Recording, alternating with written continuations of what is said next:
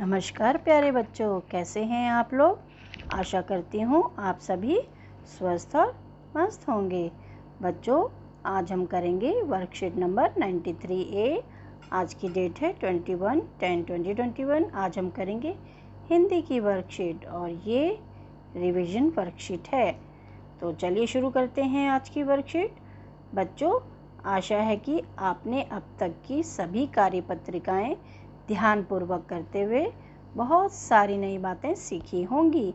आइए आगे बढ़ने से पहले उनको दोहरा लेते हैं। तो दोहराने की इस वर्कशीट में सबसे पहले हम करेंगे नंबर 1 पे नीचे दी गई तालिका में से पाठ के आधार पर सही उत्तर छांटकर कॉपी में लिखिए। तो नीचे जो है पाठ जो आपने पढ़ा था चावल की रोटी, इस पाठ के आधार पर जो है कुछ प्रश्न पूछे गए हैं। तो इन प्रश्नों के कुछ उत्तर विकल्पिक रूप में दिए गए हैं, विकल्प के रूप में दिए गए हैं। उन विकल्पों में से आपने सही विकल्प को चुनकर अपनी कॉपी में लिखना है उस उत्तर को। तो नंबर क पे क्या पूछा गया है प्रश्न, कोको की मम्मी ने कोको के लिए नाश्ते में क्या बनाया था। तो कोको की मम्मी ने कोको के लिए नाश्ते में दलिया बनाया था, खीर बनाई थी, खिचड़ी बनाई थी या चावल की रोटियां बनाई थी। तो कोको की मम्मी ने कोको के लिए नाश्ते में चावल की रोटियां बनाई थी। तो चावल की रोटियां उत्तर हम कॉपी में लिखेंगे। ख निन्नी कोको के घर क्यों आया था। निन्नी कोको के घर रेडियो की खबर सुनने आया था,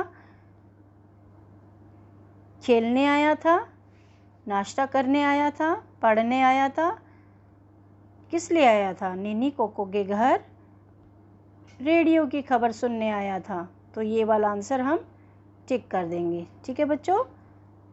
तो अब हम बढ़ते हैं प्रश्न संख्या 2 की ओर। प्रश्न संख्या 2 में हमसे क्या पूछा गया है, निम्नलिखित कारकों में वाक्यों में से कारक चिन्ह का प्रयोग करते हुए वाक्य पूरा कीजिए। तो कारक चिन्ह हमने पढ़े थे, काके की, से, मैं, ने। तो ये सब कारक चिन्ह होते हैं के लिए।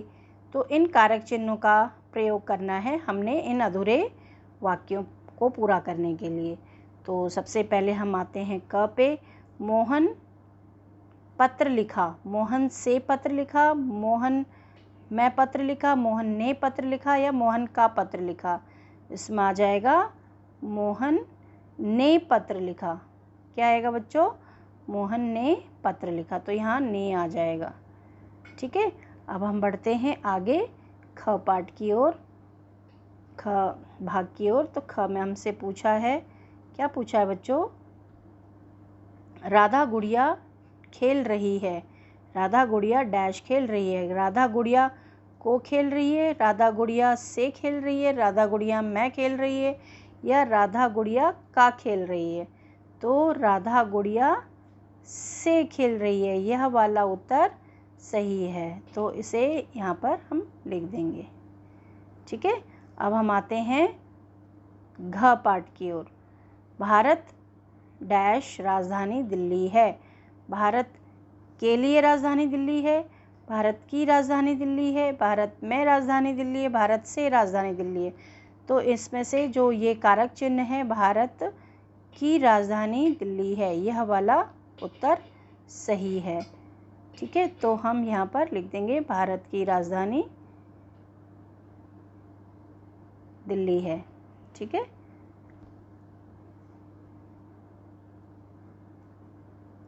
अब हम आते हैं प्रश्न संख्या 3 की ओर। प्रश्न संख्या 3 की ओर, इसमें किया जाएगा।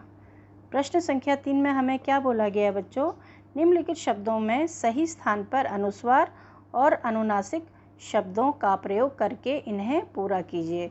तो नीचे कुछ शब्द दिए गए हैं, देख रहे हैं आप।